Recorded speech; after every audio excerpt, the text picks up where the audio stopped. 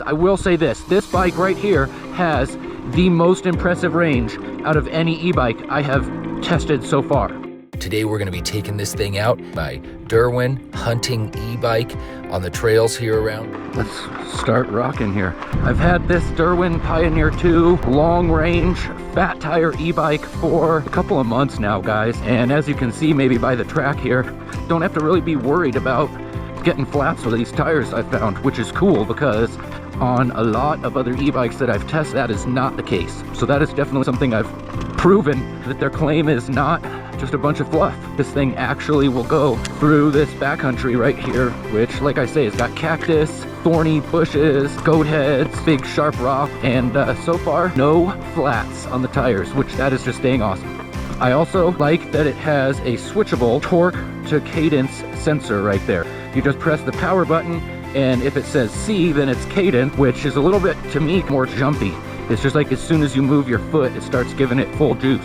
Actually, so the cadence sensor really isn't my favorite because it's on or off, but the torque sensor on this works really well. I'm in pedal assist 5, and I'm just barely moving along here because I'm not pushing too hard on the pedals. If I go harder on the pedals, then it senses that torque and it gives me more power. So that's a mode I like to run it in because that seems to be the most controllable for me, especially like, you know, on bumpy terrain like this. You don't want to hit that pedal and then it just gives you a pedal assist 5 and wash out or wipe out or something. So I like that it's switchable because who knows, maybe some of you guys like running on cadence, and it's cool that you can go back and forth. This thing does have a maximum speed of 28 miles an hour. When you get it right out of the box though, the max speed is set to 20.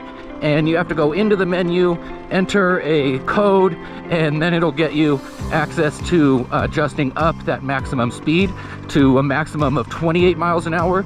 But honestly, as a hunting e-bike like this, I've just kept it at that 20 because first of all, I want to get maximum range out of it, and the range on this thing is pretty impressive.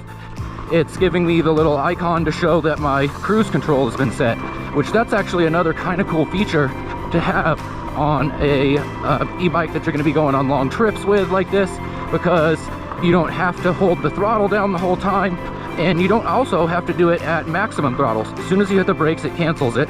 But what you can do is you can just hold this down just a little bit. So let's say I want to just go 8 miles an hour. I can just hold it down right there at about 8 or 10 or so, just like that.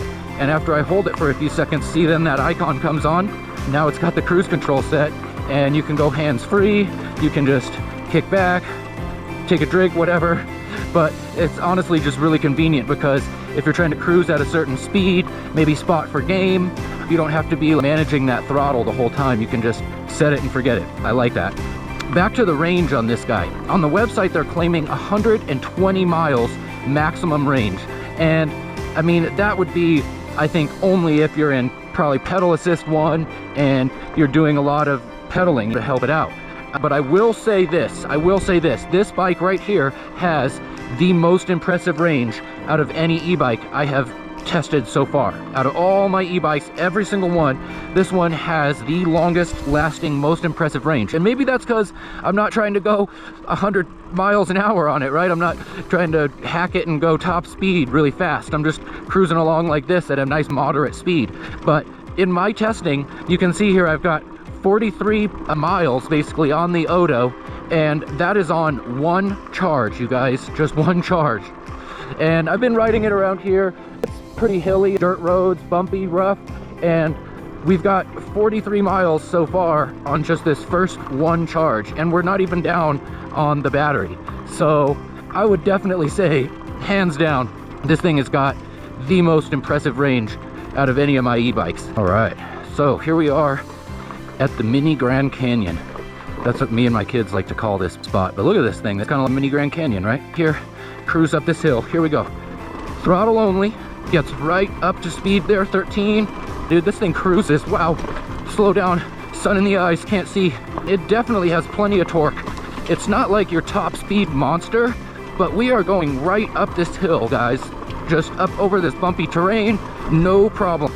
This e-bike right here is not just an e-bike that they did a camo paint job on and said, oh, this is our hunting model. No, it actually has some very thoughtful hunting specific things going on here.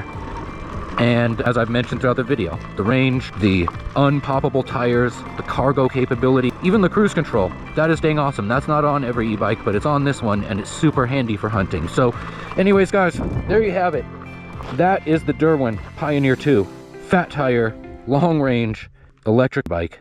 And I think it's pretty dang sweet. For a hunting e-bike, this right here, definitely the way to go.